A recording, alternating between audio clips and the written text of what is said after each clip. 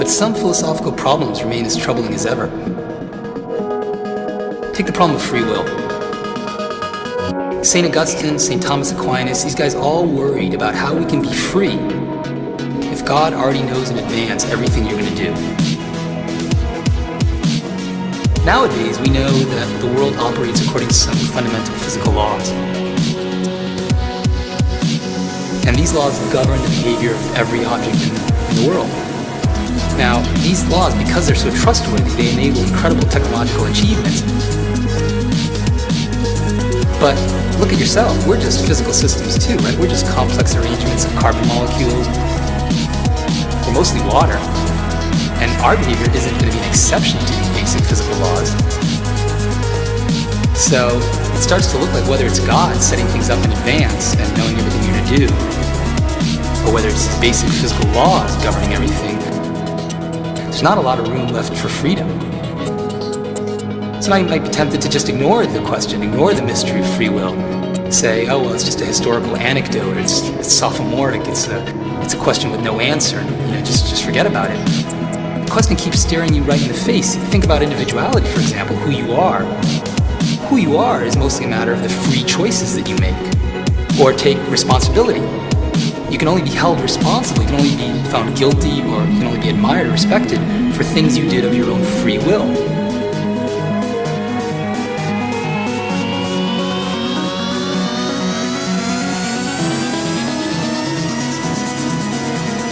So the question keeps coming back, and we don't really have a solution to it. It starts to look like all your decisions are really just a charade. Think about how it happens. There's some electrical activity in your brain. Your neurons fire. They send a signal down into your nervous system, passes along down into your muscle fibers. They twitch. You might, say, reach out your arm. Looks like it's a free action on your part.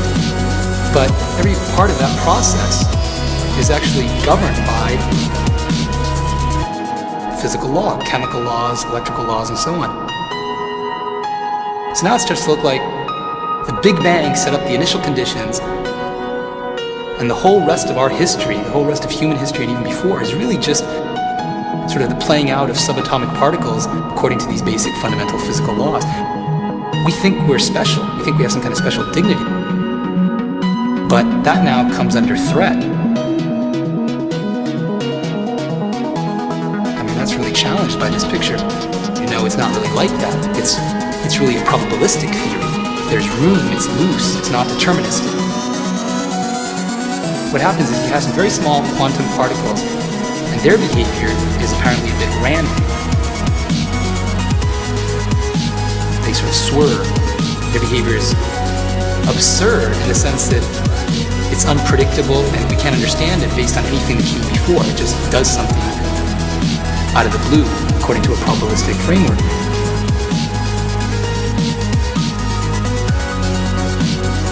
But is that going to help with freedom? Should our freedom just be a matter of probabilities, just some random swerving in the chaotic system? We can't just ignore the problem. We have to find room in our contemporary worldview for persons, with all that entails, not just bodies, but persons. And that means trying to solve the problem of freedom, finding room for choice and responsibility, and trying to understand individuality.